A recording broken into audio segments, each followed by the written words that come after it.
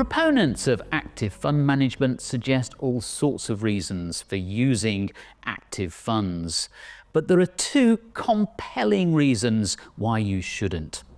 The first is what's being called the cost matters hypothesis.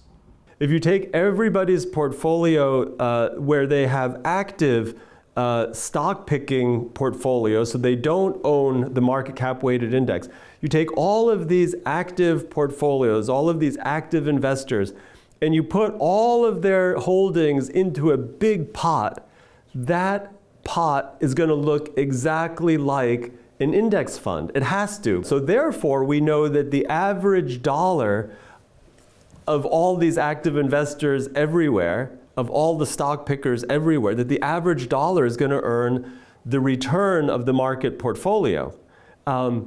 But it's going to earn that minus whatever fees are associated with all this active investing.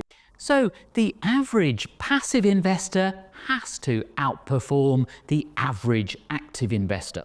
But aside from cost, there's another very good reason for avoiding active funds.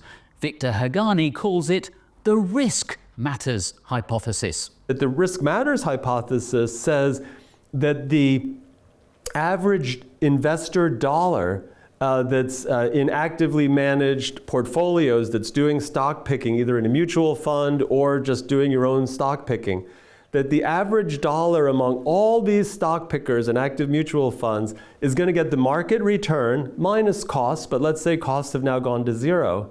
But the average risk of all of those portfolios is higher than the market risk. And so the risk-adjusted return on the average dollar will be lower than the risk-adjusted return of the market portfolio. And this is inescapable.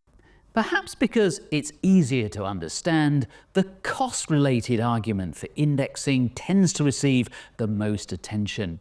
Although it's also very important, the risk-related case is often overlooked.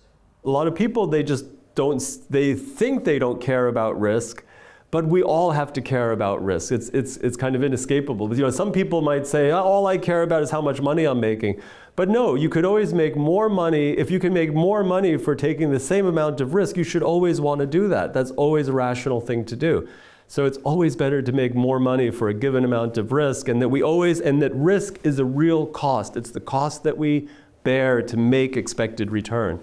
In short, cost is a crucial factor, but so is risk. Investors shouldn't just focus on their net returns alone, but on their net returns adjusted for the level of risk they take.